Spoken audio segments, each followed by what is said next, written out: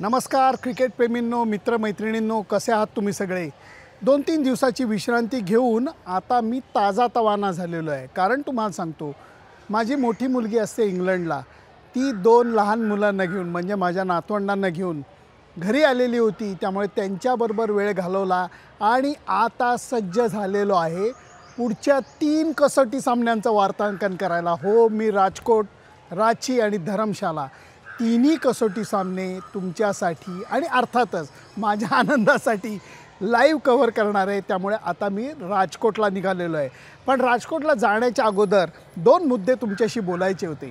ते मुद्दे असे होते की एकीकडे संघाची घोषणा तर झालेली आहे. पहिल्या 2 कसोटी सामन्यामध्ये श्रेयस अय्यरनी संधीचं सोनं केलं नाही, माती केली. खूप जणांनी त्याच्यावरती रागसुद्धा दर्शवला की अरे कशाला त्याला संघामध्ये ठेवताय. आणि हे करत असताना मधल्या काळामध्ये इतकंच नाही, त्यांनी बॅटिंग करत असताना संयम दाखवला नाही. कसोटी क्रिकेटला साजेशी चिवट खडूस अशी फलंदाजी केली नाही, ज्याच्याकरता मुंबईकर बॅट्समन हे सुप्रसिद्ध झालेले आहेत. एक मोठी लिगसी आहे मुंबई क्रिकेटची, चिवट चिकट खडूस फलंदाजीची. त्याला झुगारून त्यांनी बॅटिंग करायचा प्रयत्न केला, बिनधास्त बेधडक मारायचा प्रयत्न केला आणि ते त्याच्या अंगलटी आलेलं आहे. त्याचं कारण कसोटी सामन्यामध्ये तुम्हाला कधीतरी बॉलरला थोडा मान द्यायला लागतो. विकेट समजा गडबड करत असला तर तो एक पॅच असतो, तो खेळून काढायला लागतो आणि नंतर तुम्ही डॉमिनेट करू शकता. परंतु तुमच्या 20-25 धावा झालेल्या असताना तुम्ही जेव्हा तुमची विकेट फेकता तेव्हा ते दिसायला अत्यंत वाईट दिसतं. इतकंच नाही तर 2 सामन्यांच्या मध्ये त्यांनी स्टेटमेंटसुद्धा केल्याचं कानावर आलं. ते सत्य का असत्य अजून मला माहीत नाही आहे, कन्फर्म मी केलं नाही. परंतु त्याच्या स्टेटमेंटमध्ये असं म्हणलेलं होतं की मला बॉल सोडून देताना कंटाळा येतो, मला बोर होतं. मित्रा, अरे तू कसोटी सामन्याच्या मध्ये हे गोष्ट बोलतोय. त्यामुळे या सगळ्याच गोष्टी एकंदर श्रेयस अय्यरच्या विरुद्ध गेलेल्या आहेत. असं कानावर आलेलं होतं की त्याच्या पाठीला थोडीशी दुखापत झालेली, त्याची पाठ आखडलेली आहे. त्यामुळे राजकोट सामन्याकरता तो उपलब्ध असेल की नाही माहीत नाही. निवड समितीने मात्र शांतपणे त्याला तिन्ही कसोटी सामन्यांमधनं वगळून एक ठोस निर्णय घेतलेला आहे की तुम्ही जर का संधीचं सोनं करायचा प्रामाणिक प्रयत्न करताना दिसला नाहीत तर आमच्याकडे पर्याय आहेत. आणि हे लक्षात घ्या, निवड समिती म्हणजे अजित आगरकरच्या निवड समितीने हा एका प्रकारे खमकेपणा दाखवलेला आहे की आत्ता विराट कोहली नाही आहे, के.एल. राहुलचं नक्की नव्हतं, आता तो सुद्धा रूल आऊट झालेला आहे. त्यामुळे असं असूनसुद्धा श्रेयस अय्यरला त्यांनी बाहेर ठेवायचा निर्णय घेतला. मधली फळी ही संपूर्णपणे नौखी असायची शक्यता आहे.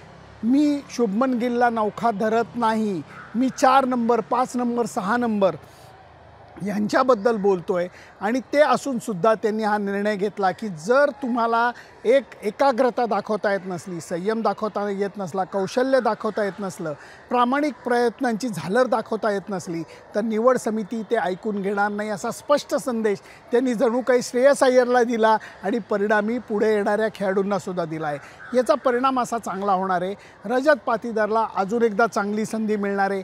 आणि त्याचबरोबर सरफराज खान जो पोत्यानी धावा गेले काही वर्ष फर्स्ट क्लास क्रिकेटमध्ये करतोय, त्यालासुद्धा बॅटिंग करायची, कसोटी पदार्पण करायची संधी मिळणार आहे. त्याचं हे खूप मोठं स्वप्न आहे. त्याच्या वडिलांनी त्याच्याकरता काय काय केलं ही एक वेगळी कहाणी आहे, तीसुद्धा आपण मित्रांकडनं समजून घेऊ. परंतु हे लक्षात घ्या की सरफराज खानलासुद्धा संधी मिळायची आता शक्यता निर्माण झाली आहे. त्यामुळे राजकोटला जाताना मला एक प्रकारचा उत्साह जाणवतो आहे. दुसरी गोष्ट, इंग्लंडच्या टीमनी मधल्या वेळेमध्ये अबुधाबीला जाऊन थोडा निवांतपणा केला, थोडी सुट्टी मनवली आणि ते राजकोटला परत आलेत. आणि राजकोटला परत आल्यानंतर परत एकदा बशीरच्या बाबतीत जी गोष्ट झालेली होती तीच गोष्ट रेहान अहमदच्या बाबतीत झालेली की त्याच्या व्हिसाचा प्रॉब्लेम झालेला आहे. लक्षात घ्या, कित्येक वेळेला भारतीय लोक जेव्हा इंग्लंडमध्ये जातात, 6 महिन्याकरता जातात, तेव्हा त्यांना सिंगल एंट्री व्हिसा दिला जातो. आणि तशाच प्रकारचा काही ना काहीतरी व्हिसाचा इश्यू हा रेहान अहमदच्या बाबतीत होता. त्यामुळे तो राजकोटला उतरल्यानंतर त्याला इमर्जन्सी 2 दिवसाचा व्हिसा दिलेला आहे. मला खात्री आहे की भारतीय जे सरकार आहे ते रेहान अहमदच्या बाबतीत काही ना काहीतरी थोडीशी लिनियन्सी दाखवतील आणि त्याला व्हिसा जो आहे तो मिळवून दिला जाईल. पण हे लक्षात घेतलं पाहिजे इंग्लिश लोकांना, इंग्लिश क्रिकेट बोर्डाला, की तुम्ही गृहीत गोष्टी धरू नका हो. तुम्हाला कल्पना नाही आहे भारतीय लोकांना जेव्हा इंग्लंडमध्ये जायची वेळ येते तेव्हा किती त्रास होतो. पहिल्यांदा व्हिसा मिळवताना किती प्रचंड त्रास होतो, इतकंच नाही तर किती प्रचंड पैसे खर्च करायला लागतात. इंग्लंडचा व्हिसा सर्वात महागडा व्हिसा आहे असं माझं तरी मत आहे. अजून कुठला जर का व्हिसा महाग असला तर तुम्ही मला नक्की कळवा. कारण इंग्लंडच्या जर का व्हिसाचे हे तुम्ही रेट बघा. 6 महिन्याकरता सिंगल एंट्रीचा व्हिसा, 2 वर्षाकरता मल्टिपल एंट्रीचा व्हिसा, 5 आणि 10 वर्षाकरता इंग्लंडच्या व्हिसाचे हे चौकटीत दिलेले रेट बघा. म्हणजे तुम्हाला कळेल की कागदपत्र, प्रचंड मोठ्या प्रमाणात कागदपत्र ही इंग्लिश एम्बसीला सबमिट करायला लागतात आणि त्याच्यानंतर अप्रूव्हल मिळतं. काही जणांचं रिजेक्शनसुद्धा होतं.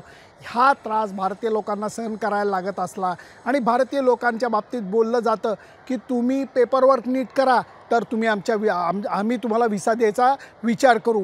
इंग्लिश लोकांच्या बाबतीतसुद्धा जर का हेच होत असलं तर मला वाटतं उगाच कोलेकोई करायची काही गरज नाही. Better you complete your paperwork, मग आम्ही व्हिसाचा विचार करू. हे जर का भारत सरकार म्हणत असलं तर त्याच्यात मला काही गैर वाटत नाही. इकडे रणजी मौसमसुद्धा आता एका वेगळ्या टप्प्यात आलेला आहे. एकच सामना साखळीचा उरलेला आहे. त्याच्यानंतर बाद फेरी चालू होणार आहे. मुंबई संघाने बाद फेरीतला प्रवेश जवळपास नक्की केलेला आहे.